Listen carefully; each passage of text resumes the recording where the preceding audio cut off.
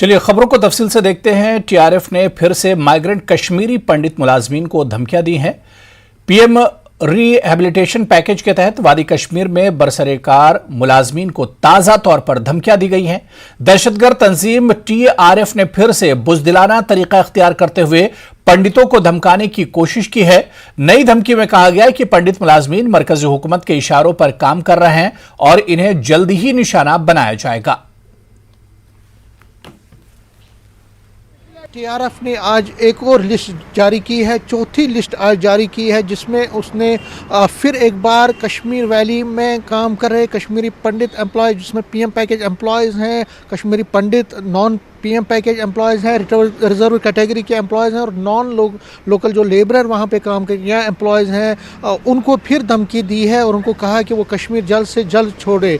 14 दिसंबर को जो एक लिस्ट निकली थी जिसमें कई कश्मीरी पंडित जो एजुकेशन डिपार्टमेंट में ऑफिशियल्स थे, टॉप पोस्ट पे प्रिंसिपल के तौर पर काम करते थे, जिनको प्रमोशन हुई थी, उनको सीईओ नियुक्त किया गया है कई जगहों पे कश्मीर वैली में। उनको लिस्ट जारी किया गया, उनका लिस्ट उसमें रखा गया और कहा गया कि ये जाहिर करता है, जो टीआरएफ ने कहा है कि ये लिस्ट जाहिर करता है, ये एक प्रूव करता है कि जो गवर्नमेंट है, सेंट्रल गवर्नमेंट और जेएंडके गवर्नमेंट, वो एक साजिश के तहत कश्मीरी पंडित एम्प्लॉयज़ या हिंदू एम्प्लॉयज़ को यहाँ से ट्रांसफ़र करके कश्मीर वैली भेजती है, ताकि जो इसका मिशन है सेंट्रल गवर्नमेंट का या एजेंसीज़ का जो मिशन है उसको वो पूरा करे। तो इनको फिर एक बार धमकी दी गई है। ये चौथा लिस्ट आज टीआरएफ ने जारी किया है। इससे पहले आपको पता है कि 56 एम्प्लॉयज़ को जो पीएम पैकेज के तहत कश्मीरी पंडित एम्प्लॉयज़ उनको थ्रेट दी गई थी, उनका नाम भी एड्रेस के साथ छापा गया था सोशल मीडिया हैंडलर्स पे, सोशल मीडिया पे। इस तरह से उसके बाद 12 एम्प्लॉयज़ का लिस्ट आया, जो दूसरा लिस्ट आया था। उसके बाद कुछ ही दिनों पहले 17 एम्प्लॉयज़ का लिस्ट आया था, जिसमें उनको धमकी दी गई थी। उनका नाम न सिर्फ कश्मीर वैली का एड्रेस इसमें था डिपार्टमेंट वाइज, बल्कि जम्मू का एड्रेस भी उसमें मेंशन था।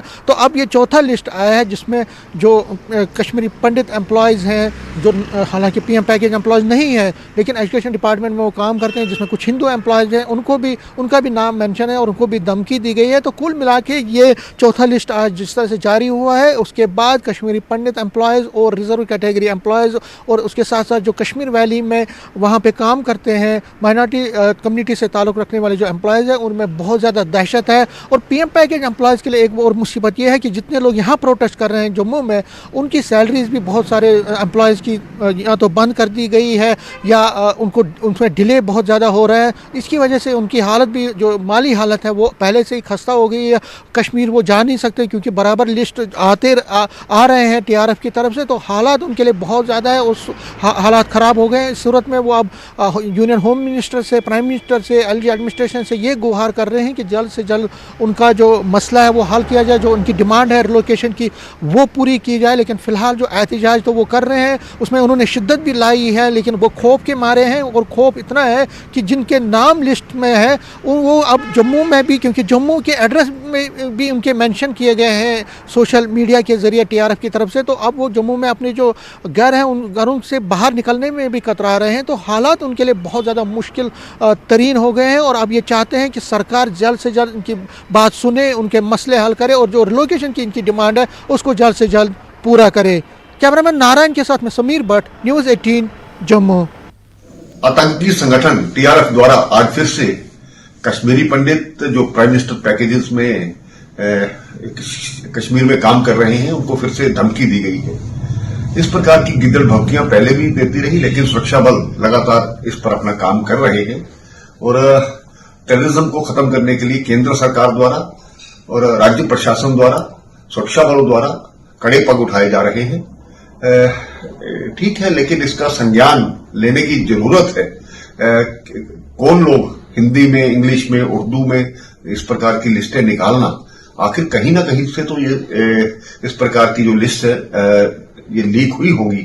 इसके लिए और ज्यादा एजेंसीज को काम करने की जरूरत है, ताकि इस प्रकार के जो तत्व है जो बार बार से इस प्रकार का माहौल बनाने की कोशिश करते हैं, जबकि कश्मीर में एक अमन चैन का माहौल बनाने का प्रयास किया जा रहा है, तो उसके लिए ये जरूरी है कि जल्द से जल्द इन लोगों को ढूंढ करके मार गिराया जाए।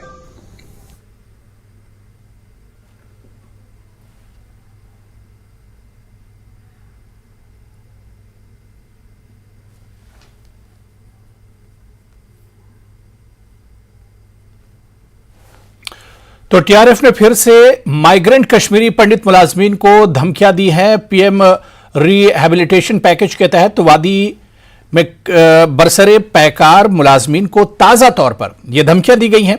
दहशतगर्द तंजीम टीआरएफ ने फिर से बुज़दिलाना तरीका इख्तियार करते हुए पंडित मुलाजमीन को धमकाने की कोशिश की है। नई धमकी में कहा गया है कि पंडित मुलाजमीन मरकजी हुकूमत के इशारों पर काम कर रहे हैं और इन्हें जल्दी ही निशाना बनाया जाएगा।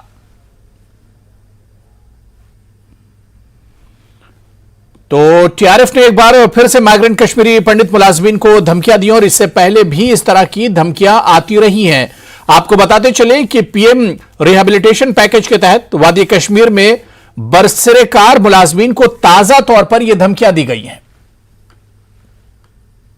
साथियों, 2014 से जब से भारतीय जनता पार्टी सत्ता में आई तब से लेकर अब तक जितने भी चुनाव हुए, लगातार चुनाव में कश्मीरी पंडितों के नाम पे वोट बटोरती रही।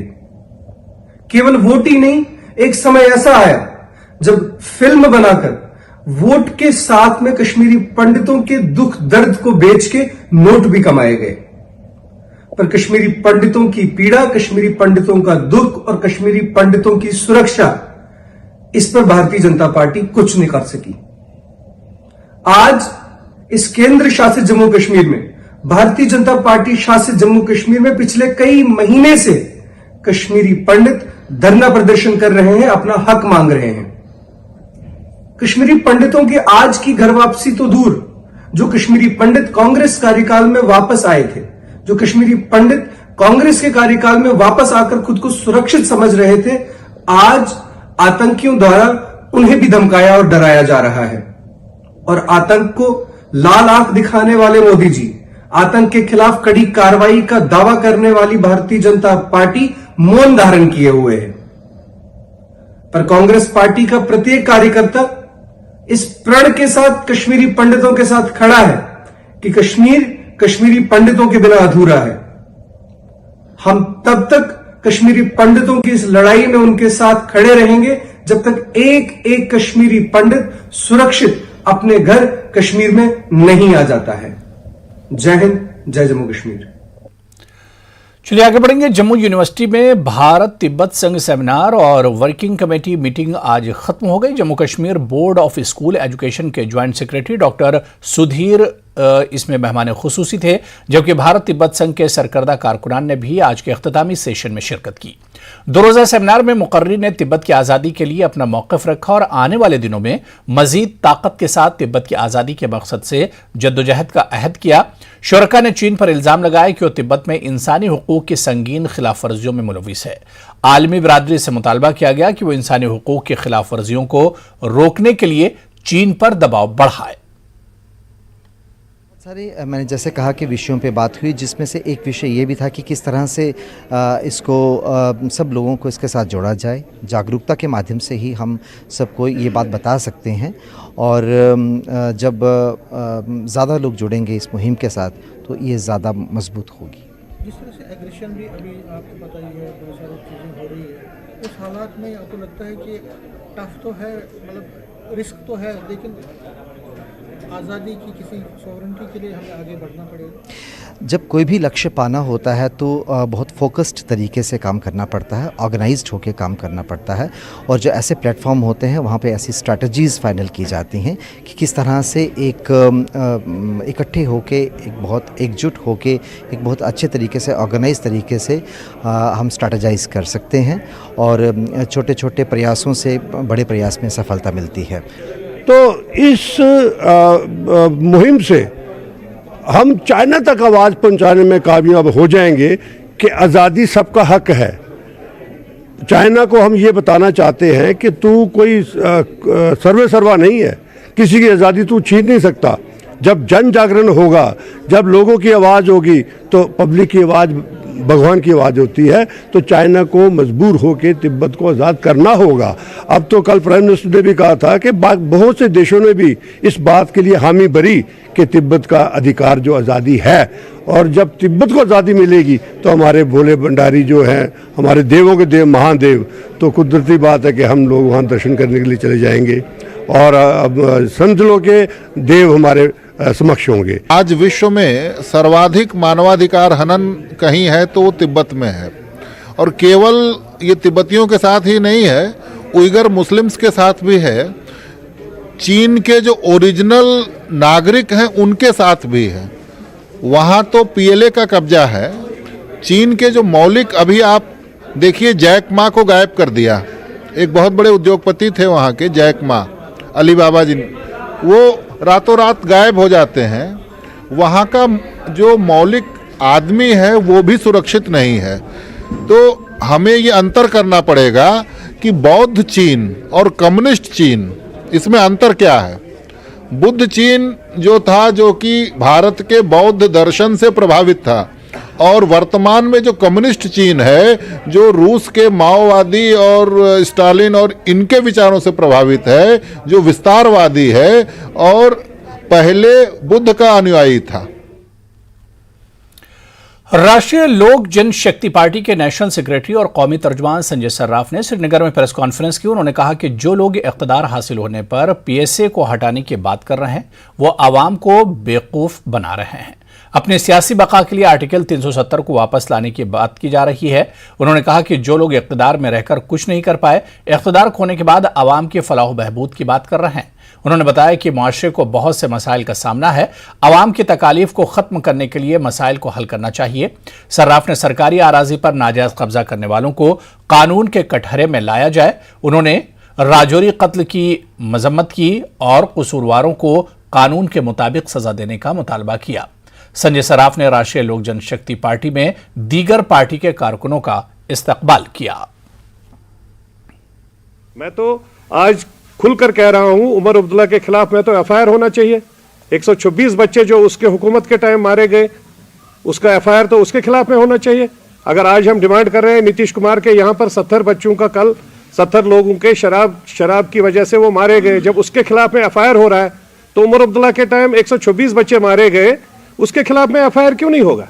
ये तो चीफ मिनिस्टर था, इसकी रेस्पॉन्सिबिलिटी थी उस बच्चों को बचाना। उसके बगैर में 126 बच्चों के बगैर में कितने बच्चों को स्टोन पेल्टिंग से किसी की बेचारी की आंख निकली, किसकी शेलिंग से आंख निकली, किसी की टांग खराब हो गई, किसी की लाइफ खराब हो गई, कोई जेलों में पड़े हैं अभी भी। वो सबके कसूरवार ये है। आज ये क्या पढ़ाना चाहते हैं लोगों को? हम जी वापस आएंगे। आज तो सुनने में आया कि फारूक साहब अब ये मस्जिद शरीफ में आवाज भी पढ़ना स्टार्ट हो गया उनका। 70 साल के बाद उनको, अब 70-80 साल की उम्र में अब उनको याद आ गया कि शायद वो भी मुसलमान है और उसको भी आवाज पढ़ना चाहिए, उसको भी प्रेयर्स करनी चाहिए। तो मैं समझता हूं कि हम ये कहना चाहते हैं, ऑलरेडी कश्मीर का कौम बहुत परेशान है, अनएम्प्लॉयमेंट इतने पीक पर आ चुकी है, ड्रग माफिया पूरा कंट्रोल कर चुका है, उसके लिए कभी बात नहीं करते हैं। उसकी कोई भी कहीं पर भी, मैंने कहीं पर भी किसी भी नेता से आज तक ये बात, सिर्फ यही बात करते हैं हम पावर में आएंगे। एक कहता है स्टेटहुड वापस लाएंगे, दूसरा कहता है 370-35 से लाएंगे। भाई 370-35 के सेंटिमेंट हम मानते हैं हर एक कश्मीरी के हैं, बट 370-35 के लिए अगर आप लोग कभी सीरियस होते तो आप इसको परमानेंट करते, आप इसको टेम्परेरी नहीं रहने देते। जब 1952-53 में इसको पार्लियामेंट ने पास किया था, उसके बाद में एज टेम्परेरी अगर यहाँ भेजा था, तो आपने असेंबली में आपके पास एब्सोल्यूट मेजॉरिटी थी, 2/3 मेजॉरिटी हर वक्त आपके पास थी। 96 में भी आपके पास 2/3 मेजॉरिटी डॉक्टर साहब। तो आप लोगों ने कभी इसको एब्सोल्यूट मेजॉरिटी को लेकर कभी ये नहीं किया। तो आज आप ये ऐसा क्यों कर रहे हैं? क्यों झूठ बोल रहे हैं लोगों को? तो ये लोगों को झूठ बोल रहे हैं, ये कह करके हम लोग 370-35 से वापस लाएंगे, अब सुप्रीम कोर्ट वापस देगा। सुप्रीम कोर्ट में तो पिछले 2 साल से कोई सुनवाई नहीं हो रही। तो मैं समझता हूं कि लोगों को, आप बेरोजगार बच्चों को किस तरीके से आपके पास कोई प्रोफार्मा है जो एज चीफ मिनिस्टर आज तक आप कभी दे नहीं पाए। सबसे पहले हमें अपने यूथ को, नौजवान को बचाना है। जो ड्रग में फंसे हुए बच्चे हैं उनको बचाना है, जो ड्रग में इन्वॉल्वड बच्चे हैं उनको वापस मेन स्ट्रीम में, वापस स्ट्रक्चर में लाना है, वापस उस माहौल में लाना है जिस माहौल से उसके परिवार ने उसको खड़ा किया था। तो हमारी कोशिश यही रहेगी कि हम पूरे अवाम को, पूरे कौम को उसमें इन्वॉल्व करें। संजय सर्राफ ने अक़लियतों पर हो रहे हमलों की मजम्मत की। उन्होंने कहा कि अक्सरियती तबके का फर्ज है कि वो अक़लियतों का तहफ़्फ़ुज़ करें। माइनॉरिटी का जो भी साथी है कश्मीर में, कभी भी कश्मीरी जो भी हम लोग मेजॉरिटी में जो भी भाई है हमारे, मैं भी माइनॉरिटी का साथी हूँ, तो यहाँ पर कभी भी ऐसा नहीं हुआ है कि डायरेक्टली टारगेट। अनफॉर्चुनेटली जिस तरीके से पिछली बार से वो टारगेट किलिंग स्टार्ट हो गई है। हमने हर वक्त बोला है जितने भी माइनॉरिटी के साथी जहां जहां पर रहते हैं, ये रेस्पॉन्सिबिलिटी है मेजॉरिटी कम्युनिटी की। मैं कहता हूं, मैं समझता हूं कि गवर्नमेंट से ज्यादा मेजॉरिटी कम्युनिटी की रेस्पॉन्सिबिलिटी है उन सब भाइयों को, क्योंकि हमारी जो यहाँ की एक तहजीब है वो तहजीब कश्मीरियात से स्टार्ट होती है। तो कश्मीरियात का मतलब ही है कि हम लोग हिंदू मुस्लिम सिख इत्तेहाद हैं। हमारा कास्ट क्रिएट कल्चर कभी भी कश्मीर में आज तक नहीं हुआ था। ये बदकिस्मती है कि आज अगर हमारे माइनॉरिटी के साथियों को जिस तरीके से टारगेट बनाया जाता है, तो ये बदकिस्मती है हमारे भाइयों की यहाँ पर कि इसमें बदकिस्मती से मेजॉरिटी कम्युनिटी के ऊपर जो उंगली उठ रही है। अदरवाइज कश्मीर में कभी भी ऐसा माहौल नहीं हो रहा था। 89 के बाद ये अनफॉर्चुनेट फिर से स्टार्ट जो हो गया है, which is always condemnable. Jammu Kashmir people's conference ने आज चर्च लेन श्रीनगर में पार्टी का एक प्रोग्राम रखा था। यहां दीगर सियासी पार्टियों के कई सियासी कारकुनान पीपल्स कॉन्फ्रेंस में शामिल हो गए। यूथ एनसी के सरकर्दा लीडर समीर इकबाल बट ने भी पीपल्स कॉन्फ्रेंस में शमूलियत इख्तियार कर ली। नेशनल कॉन्फ्रेंस के सीनियर लीडर मंजूर अहमद वानी की पीपल्स कॉन्फ्रेंस में शमूलियत के चंद दिन बाद जिला बांडीपुरा से सरकर्दा नौजवान लीडर समीर इकबाल बट भी पीपल्स कॉन्फ्रेंस से जुड़ गए हैं। एनसी के नॉर्थ कश्मीर यूथ जोनल सदर के ओहदे से इस्तीफा देने के बाद समीर इकबाल बट अपने कई कारकुनों के साथ आज पीपल्स कॉन्फ्रेंस में शामिल हो गए, जिसके बाद जिला बांडीपुरा में पीपल्स कॉन्फ्रेंस मजबूत बन जाने के इम्कानात रोशन हो चुके हैं। इस मौके पर पीसी के सज्जाद गनी लोन और दीगर अहम लीडर मौजूद थे।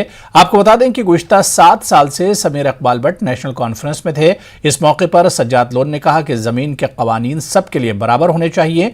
लीज प्रॉपर्टी के अपने कवानीन हैं और हमें इनकी पासदारी करना चाहिए और हुकूमत को यह देखना है कि वो आवाम की परेशानियों को कैसे कम कर सकती है।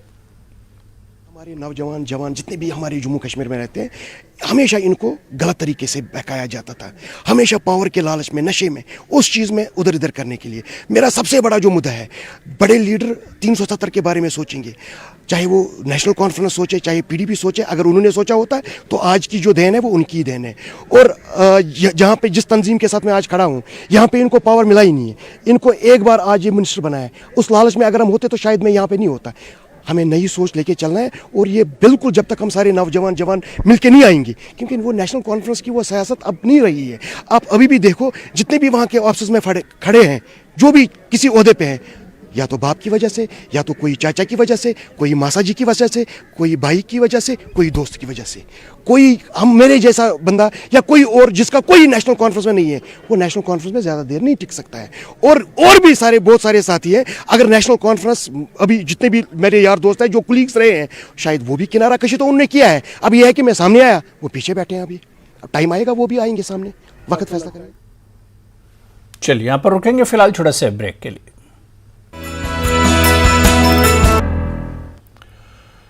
पीडीपी के सीनियर लीडर मोहम्मद सरताज मदनी ने कहा कि पार्टी किसी भी इलेक्शन के लिए तैयार है और चुनाव में बढ़ चढ़कर हिस्सा लेगी। उन्होंने कहा कि सुप्रीम कोर्ट में ज़ेर समाअत दफा 370 मामले के हवाले से वो पुरउम्मीद है। दरअसल हल्का इंतखाब देवसर के वर्करों की मीटिंग आज मुनक्किद हुई, जिसमें general secretary Mohit Bhan, south coordinator Najmus Saqib, senior leader Rakesh Pardesi, DDC गुलजार अहमद के अलावा दीगर लीडरान और वर्कर मौजूद रहे। इस दौरान हल्का इंतखाब देवसर की यूथ तंजीम का वजूद अमल में लाया गया और वर्करों पर जोर दिया गया कि वो पार्टी को मजबूत बनाएं।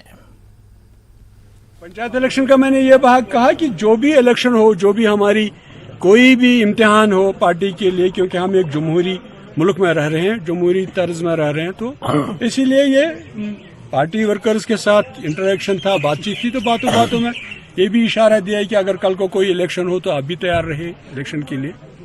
तो क्या असेंबली इलेक्शन के लिए भी तैयार है? हम तैयार है हर इलेक्शन के लिए।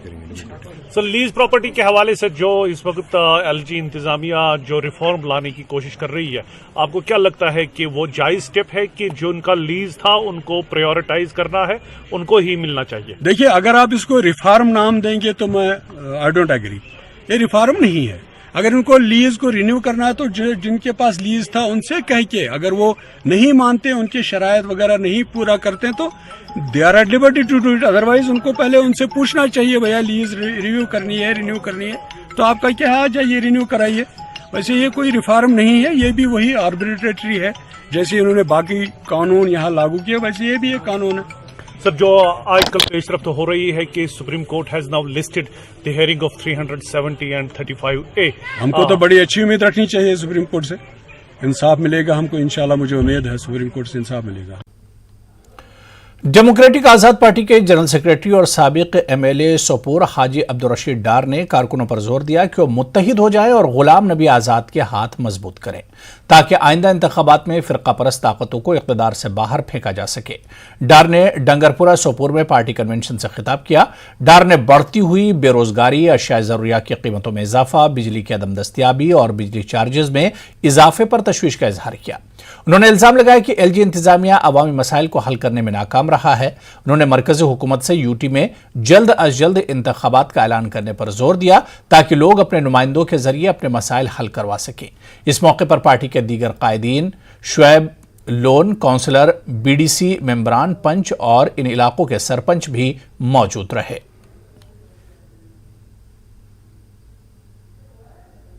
जम्मू कश्मीर कांग्रेस के साबिक सदर जीए मीर का कहना है कि कांग्रेस की भारत जोड़ो यात्रा ने पूरे मुल्क में अपनी छाप छोड़ी है और जम्मू कश्मीर में भी राहुल की रैली कामयाब तरीन मराहिल से गुजरेगी। अनंतनाग के दमहाल खुशीपुरा में पार्टी कारकुनों के इजलास से जीए मीर ने खिताब किया। उन्होंने कहा कि बीजेपी की गलत पॉलिसियों की वजह से न सिर्फ जम्मू कश्मीर बल्कि पूरे मुल्क के लोग परेशान हैं और इंतखाबात में जम्मू कश्मीर की आवाम बीजेपी को इसका जवाब जरूर देंगे। इस मौके पर दीगर लीडरान ने भी शिरकत की और कारकुनों को हिदायत दी कि वो कांग्रेस को मजीद मुस्तहकम बनाएं। जनवरी के लास्ट वीक में जम्मू कश्मीर में एंटर करेगी और उसके लिए कमेटियां सारी पार्टी ने तश्कील दी हैं। मेरे ख्याल से अगले एक हफ्ते में उसका मिनट टू मिनट प्रोग्राम भी बनेगा, डेट वाइज बनेगा, टाइम वाइज बनेगा और वो जैसे बनेगा उसको शाया करेंगे। और जहाँ तक मुझे पल्स महसूस हो रहा है, जितना पीछे केरला से लेकर पंजाब तक इस यात्रा का रिस्पांस जितना रहा है वो सराहनीय रहा, मगर उससे बढ़कर जम्मू कश्मीर के अंदर खासकर कश्मीर वैली के एंट्री गेट पर मुझे लगता है कि दिल खोल के अबव पार्टी पॉलिटिक्स लोग उस यात्रा को, उसके मिशन को वालिहाना वेलकम करेंगे। इस चीज़ की मुझे उम्मीद। मोहम्मदपुरा कुलगाम में सीपीआईएम कन्वेंशन मुनक्किद किया गया। सीपीआईएम के सीनियर लीडर और साबिक रुकन असम्बली मोहम्मद यूसुफ तारिगामी ने कहा कि लैंड लीज मामले को लेकर आवाम में काफ़ी तशवीश पाई जा रही है, जबकि सियासी समाजी तंजीमों को चाहिए कि वे लोगों के मसाइल को अपने प्लेटफॉर्मों पर उजागर करें। तारिगामी ने कहा कि आए दिन के नए कवानीन से आवाम में इस्तराबी कैफियत पैदा हो गई है। इस मौके पर सीनियर लीडर मोहम्मद अफजल, अब्बास राथर, इरफान अहमद समेत दीगर मौजूद रहे। एक्ट की क्या जरूरत है? रिपब्लिक सेफ्टी एक्ट के तहत जो बाहर की जेलों में लोग हैं उनको यहां तो लाओ कम से कम, ताकि उनके अहबाब, उनके अकारिब, उनके रिश्तेदार, बच्चे उनके साथ मुलाकात कर सके। तो ये जो तानाशाही का सिलसिला जारी है और फिर अभी चंद दिन हुए इन्होंने एक और ऐलान किया, एक नया डाटा बेस, वो जो आईडी बनाने का फैसला किया। क्या मकसद है उसका? Special ID. डाटा तो पहले ही मौजूद है सरकार के पास, आधार कार्ड है। नया स्पेशल कार्ड, ये स्पेशल ट्रीटमेंट है कश्मीर के लिए, जम्मू के लिए। रोजगार के लिए कोई स्पेशल कदम नहीं, महंगाई पर रोक लगाने के लिए कोई स्पेशल एफर्ट नहीं, लेकिन तानाशाही के इक़दाम ये के बदीगिरे उठाए जा रहे हैं ताकि हमारे आवाम की आवाज़ को कमजोर किया।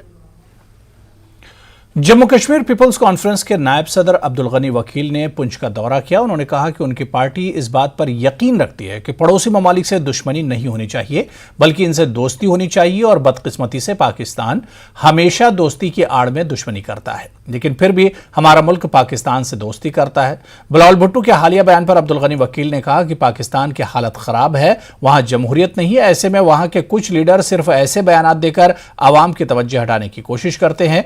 पाकिस्तान के आम लोग भारत के साथ अच्छे ताल्लुकात और कारोबार चाहते हैं।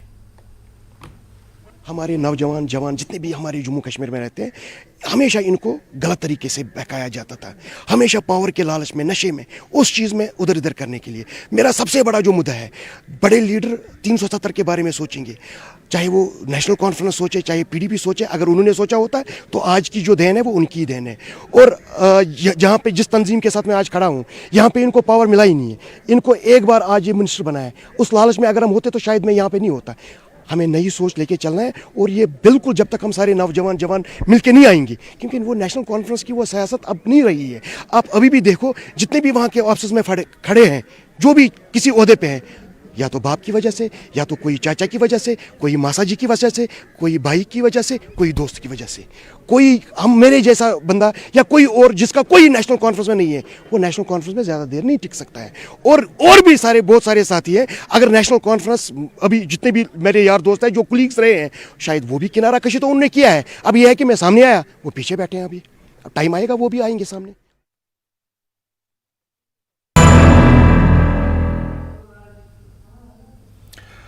चलिए आगे बढ़ेंगे। जम्मू में जूना राजा इंस्टीट्यूट का इफ्तिताह किया गया। तकरीब में मुफक्किरीन, फलसफियों, मुसन्निफिन और समाजी कारकुनान की मौजूदगी देखी गई। जूना राजा इंस्टीट्यूट का मकसद जेनोसाइड और एट्रॉसिटी में स्टडीज़ फराहम करना है। ये अपनी नौयत का मुल्क में पहला इदारा कायम किया गया है, जहां इस मजमून में क्वालिफाई करने वाले तलबा को पोस्ट ग्रेजुएट की डिग्री दी जाएंगी। डॉक्टर अग्निशेखर अजय चरंगू ने यहाँ खिताब किया। इदारे के डायरेक्टर डॉक्टर दिलीप कौल ने न्यूज़ 18 से बात करते हुए कहा कि इस तरह के इदारे दुनिया के कई हिस्सों में हैं, लेकिन मुल्क में ऐसा पहला इदारा कायम किया गया है। आज हमने जम्मू में Jonaraja institute of genocide and atrocity studies का इनॉग्रेशन किया है। ये एक ऐसा इंस्टीट्यूट होगा जो जेनोसाइड की स्टडी करेगा। हमारी सोसाइटी में जो एक कलेक्टिव के द्वारा दूसरे कलेक्टिव को ख़त्म करने की जो टेंडेंसीज़ हैं, डिह्यूमनाइजिंग टेंडेंसीज़ है, उनको स्टडी करके उनको रोकने के बारे में लोगों को तैयार करेगा कि उनके पास एक अवेयरनेस हो कि ये टेंडेंसीज़ किस तरह से काम करती हैं, और किस तरह से जब आप में अवेयरनेस हो तो किस तरह से आप इन टेंडेंसीज़ को रोकने के लिए काम कर सकते। इसके आईसीसी श्रीनगर में जारी singing competition the rock star का ऑडिशन आज इख्तिताम पजीर हुआ। इस कंपटीशन में मुख्तलिफ अजला के करीब 70 गुलकारों ने शिरकत की। इंडियन आर्मी के चिनार कौर और Kashmir school of art and drama ने मुश्तरका तौर पर इस प्रोग्राम को मुनक्किद कराया। इस दौरान कई इवेंट कंपनीज को मदऊ किया गया था। आने वाले वक्त में यहां से सिलेक्ट होने वाले सिंगर्स को आगे बढ़ने का मौका फराहम किया जाएगा, जिस पर नौजवानों ने खुशी का इजहार किया। उन्होंने कहा कि कश्मीर में टैलेंट की कोई कमी नहीं है, सही प्लेटफॉर्म की कमी है।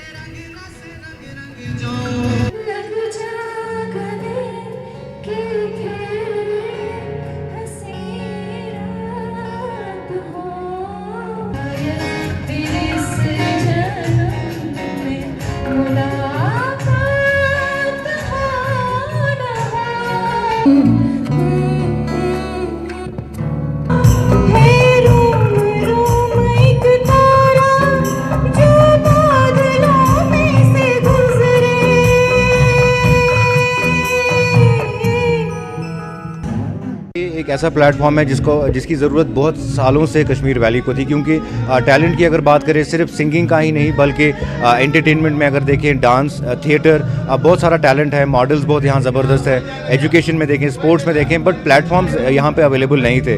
We are highly thankful to both Indian army and Kashmir school of art and drama, जिनकी वजह से एक ऐसा बेहतरीन प्लेटफॉर्म क्रिएट किया गया जहाँ पे यंगस्टर्स को मौका मिल रहा है। फर्स्ट टाइम मैंने ऐसे कॉम्पिटिशन्स में पार्टिसिपेट किया और मुझे अच्छा लगा, मैंने अपना बेस्ट दिया। यहाँ पर एक्सपोजर की कमी है और पेरेंट्स ऐसे अलाउ भी नहीं करते। पर्टिकुलरली अगर मैं गर्ल्स की बात करूँ, मैं खुद एक लड़की हूँ, पेरेंट्स अलाउ नहीं करते। तो मैं चाहूँगी कि एक्सपोजर यहाँ मिलना चाहिए, और ऐसे जब शोज़ होंगे तो एक्सपोजर मिलेगा। टैलेंट बहुत ज़्यादा है, आप खुद भी देख सकते हैं, लड़की में टैलेंट होता है, बहुत टैलेंट है कश्मीर में। म्यूज़िक की बात करूँ पर्टिकुलरली, यहाँ पर बहुत म्यूज़िक में बहुत टैलेंट है। कोई सिंगर है तो कोई गिटारिस्ट है तो कोई डिफरेंट यहाँ पे टैलेंट आपको देखने को मिलेंगे और मैं वही चाहूँगी कि आगे आएँ और अपने टैलेंट को शोकेस करें। एक आर्टिस्ट के लिए स्टेज इम्पॉर्टेंट है, चाहे वो अपने इब्तदाई करियर के शुरुआत में है या फिर आपकी जैसे मैं हूँ, मैं अभी इतना टाइम हो गया गाते हुए, मेरे लिए भी स्टेज इक्वली इम्पॉर्टेंट है। स्टेज किसी के लिए, किसी भी आर्टिस्ट के लिए वेरी वेरी इंपॉर्टेंट होता है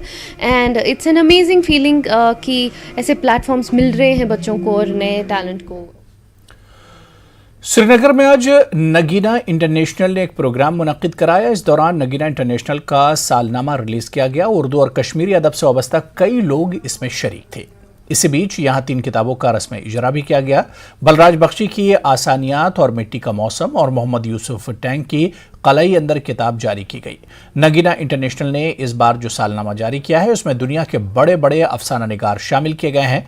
नगीना इंटरनेशनल के चेयरमैन वहशी सैयद ने कहा कि इस तरह के प्रोग्राम मुनक्किद करने का मकसद यही है कि कश्मीर के अलावा उर्दू ज़बान और सकाफत को फ़रोग मिले और साथ ही साथ ज़बानों की तरक्की और तरवीज हो सके।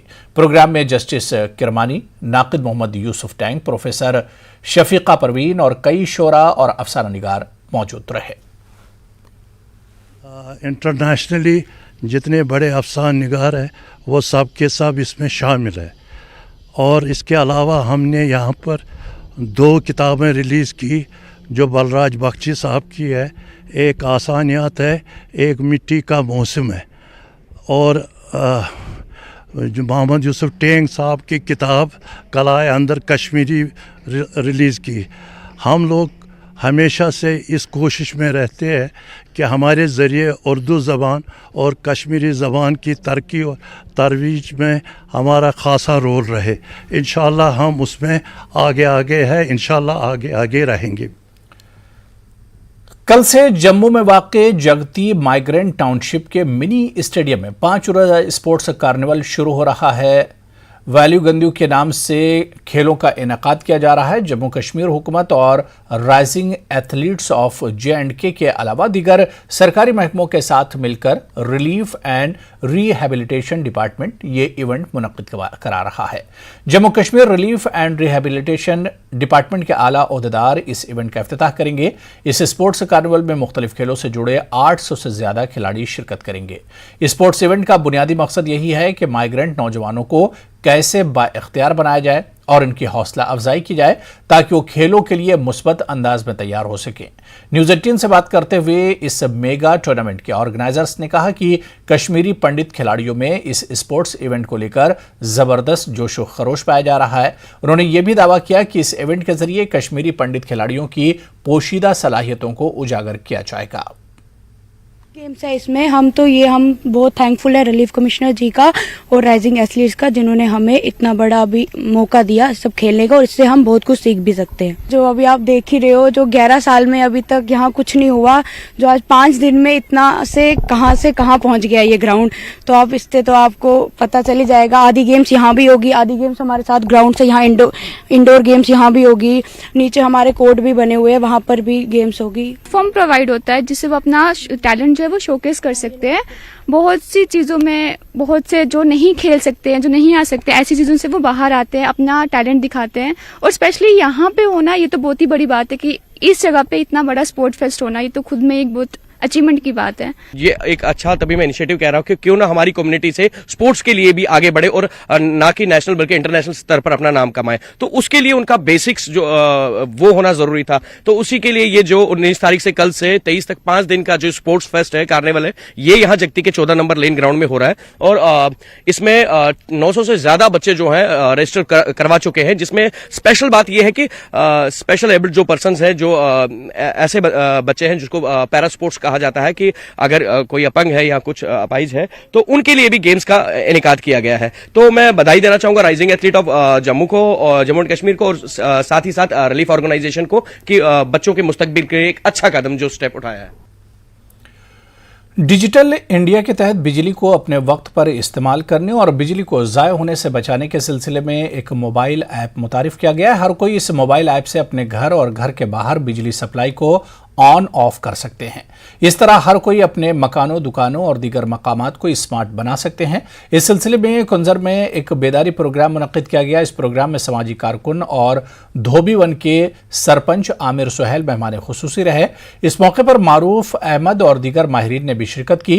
प्रोग्राम में ताजिर भी शरीक थे। माहिरीन ने कहा कि कश्मीर को डिजिटल इंडिया के साथ जोड़ना वक्त की अहम ज़रूरत है। जो ये ऐप है ये हमें अलार्म देती है, तो इसकी वजह से हम कोई भी शॉर्ट सर्किट से बच सकते हैं। उसमें क्या कर सकते हैं, हम टाइमर सेट कर सकते हैं, जिसकी वजह से ये बहुत बड़ा सेफ्टी फीचर है। आपने देखा होगा बहुत सारी कैजुअलिटीज़ हो रही है, जैसे ब्लोअर्स हमारे रात भर मतलब चल रहे होते हैं, जिसकी वजह से वेंटिलेशन या सफोकेशन हो सकता है। वेंटिलेशन का कोई ये नाम ही नहीं होता है। तो इससे हम क्या कर सकते हैं, हम उस चीज़ में टाइमर सेट करके हम अपने आप को बचा सकते हैं और अपने आप को, परिवार को बचा सकते हैं। यूथ जितने भी लोग इसके साथ जुड़ेंगे, जितने भी लोग इस कंपनी के पास आएंगे, कंपनी के अंदर आएंगे, तो अनएम्प्लॉयमेंट खत्म हो जाएगा, लोगों के पास एम्प्लॉयमेंट आ जाएगा। जैसे गवर्नमेंट भी इसके ऊपर ध्यान दे रही है कि ये हम होटल्स में इसको इंस्टॉल करें, जितने बड़े बड़े इदारे इनके ऊपर इंस्टॉल करें, और इसके लिए हमें एम्प्लॉयमेंट चाहिए, बहुत सारे लोग चाहिए हमारे साथ। जो लोग जुड़ेंगे तो इससे एम्प्लॉयमेंट बढ़ जाएगा। यूथ इसके जितने भी लोग आएंगे। जिला पुंछ की तहसील मंडी के लोरान ब्लॉक में नंदीझोल आबशार इंतजामी गफलत का शिकार है। बुनियादी सहूलत नहीं होने से सयाहों को काफी मुश्किलात का सामना है। सयाहों ने शिकायत की है कि आबशार तक पहुंचने के लिए इन्हें कई किलोमीटर पैदल चलना पड़ता है। आबशार के करीब बैठने की कोई सहूलत नहीं है। बारिश धूप से महफूज रहने के लिए साया नहीं है। मकामी अफराद ने नंदीझोल के आबशार पर तवज्जो देने की जिला इंतजामिया, LG इंतजामिया और मरकजी सरकार से अपील की है, ताकि यहां सयाहत को फरोग मिले और नौजवानों को रोजगार हासिल हो। इतनी अच्छी जगह होने के बावजूद भी ये सरकार इंतज़ामिया के आंखों से जो ओझल है, तो हमारी इंतज़ामिया से ये बात रहेगी कि इस पर थोड़ा सा फोकस किया जाए, ताकि ये जो चीज़ें हैं ये लोगों तक पहुँचे, तो इससे हमारे इस एरिया की जो है डेवलप होगी और आने वाले वक्त में हमें इस चीज़ों का आने वाले वक्त में काफ़ी फ़ायदा होगा। तो इंतज़ामिया से हमारी दस्त तो ये गुजारिश है कि इस जगह के लिए खास करके रोड का इंतज़ाम किया जाए, वहीं यहाँ पे बैठने का भी इंतज़ाम किया जाए। तो ये हमारी इंतज़ामिया तक बात। यहाँ पे अगर टूरिज्म की डेवलपमेंट होगी तो उस हवाले से बताऊँ, जो जितने भी यहाँ पे लगभग मैक्सिमम जो बेरोज़गार नौजवान हैं उनको एक अच्छा रोज़गार मिलेगा। और लिहाजा मैं आपके चैनल से गवर्नर इंतज़ामिया से और मरकज़ी सरकार से एक बार फिर ये गुजारिश करना चाहूँगा कि हमारा जो ब्लॉक लोरन है ये बिछड़ा हुआ इलाका है, आज तक टूरिज्म के नज़रिए से इसे देखा नहीं गया। उस खास करके मैं एक बात कहूँ, जहाँ तक मैं बात करूँ नुमाइंदों की, जो नुमाइंदे आवाम ने चुने हैं या चुने थे, उनको भी चाहिए कि वो भी ब्लॉक लोरन की जो नुमाइंदगी है वो बड़े पैमाने पे करें, क्योंकि ब्लॉक लोरन हमारा सबसे पिछड़ा हुआ।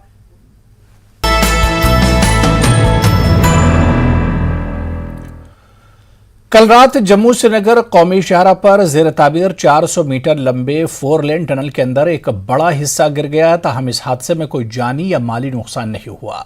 रामबन के बारूग इलाके में जेर तामीर इस टनल की खुदाई का काम आखिरी मराहिल में है। बताया गया है कि हादसे के वक्त टनल के इस मकाम पर कोई मजदूर या मशीनरी मौजूद नहीं थी। पुलिस और national highway authority of India के लोग भी जाए हादसे पर पहुंचे और हिफाजती इंतजाम का जायजा लिया। इस टनल के 100 मीटर अंदर सुरंग की छत से एक बड़ा हिस्सा गिरकर नीचे आ गया है। मकामी मजदूरों का कहना है कि रामबन के मारूग इलाके में 4 मीटर लंबे इस 4 लेन टनल के अंदर बिजली का कोई इंतजाम नहीं है और कल रात भी हादसे के बाद जब पुलिस पहुंची तो तामीराती कंपनी ने यहां आर्जी तौर पर बिजली का नज्म कराया था। आज मीडिया के नुमाइंदों ने जब इस टनल में जाने की कोशिश की तो national highway authority of India और कंपनी के एहलकारों ने इन्हें अंदर जाने और हालात की अक्सबंदी करने की इजाजत नहीं दी।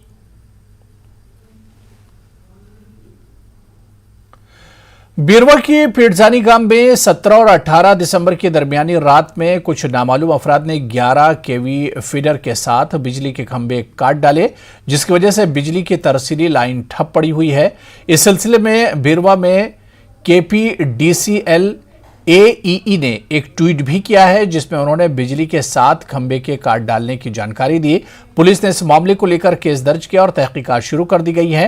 दरअसल बिजली फीस अदा न करने पर महकमे बिजली की जानिब से पिरजानी गांव और दूसरे मुतालिका इलाकों में बिजली सप्लाई रोक दी गई है। गुज़श्ता 1 माह से इस इलाके में बिजली सप्लाई मुनक़ते है, जिसको लेकर आज तक इस इलाके के लोग महकमे बिजली के खिलाफ बरहम थे। महकमे बिजली के अफसरान और पुलिस ने जाए वारदात का मुआयना किया और कहा गया कि मुलव्विस अफराद के खिलाफ कार्रवाई की जाएगी।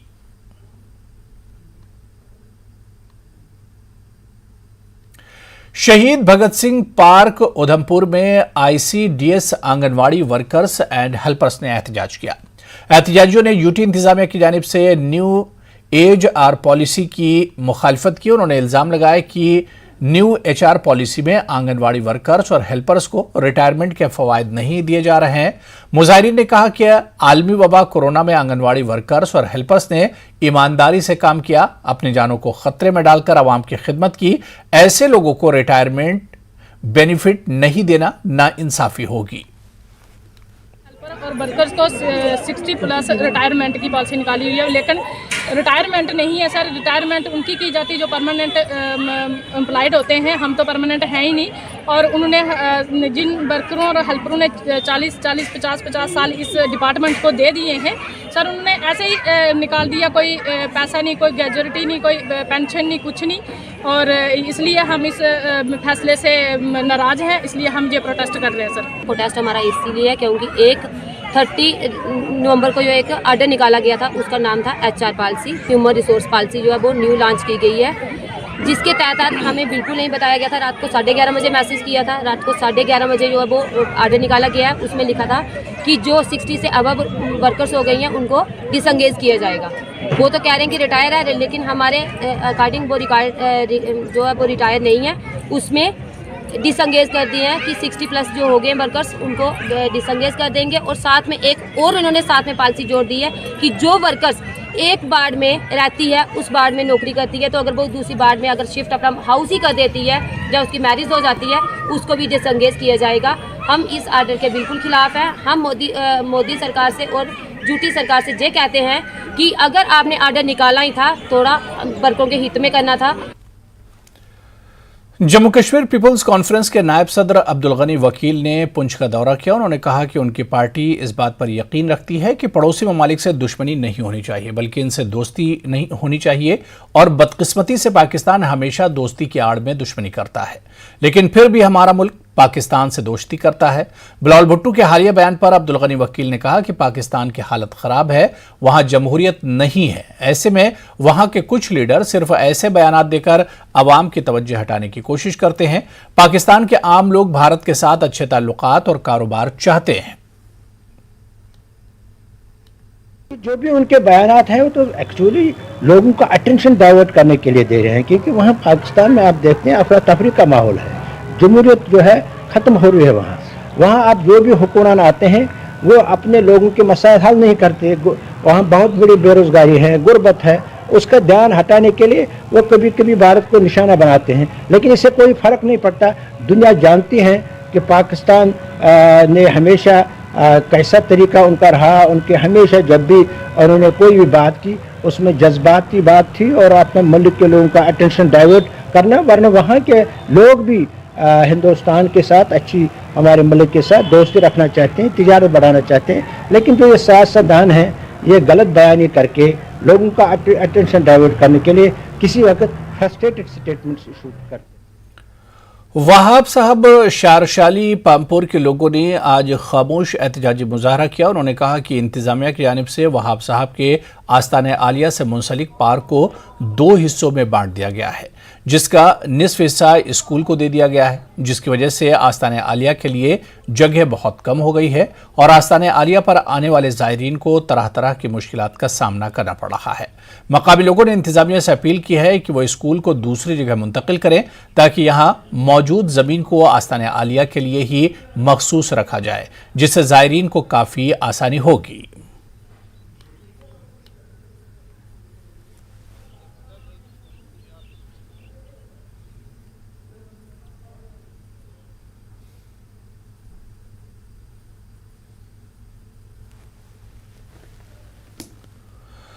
और अब बारी है लड़ी शाह की। वादी में जमात इस्लामी पर सरकार ने मजीद शिकंजा कस लिया है।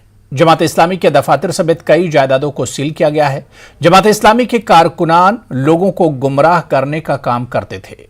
तो आप देखिए लड़ी शाह का खास अंदाज में तफसीरा और मुझे दीजिए इजाजत। आदाब।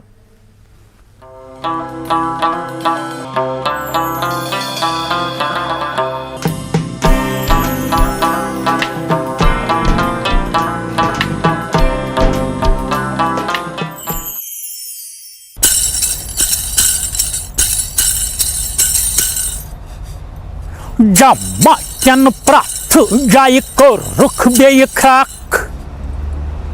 Jamakan pratu jai koruk biaya krak. Tabahiyam mau ker atnu kasyak. Tabahiyam mau ker atnu kasyak.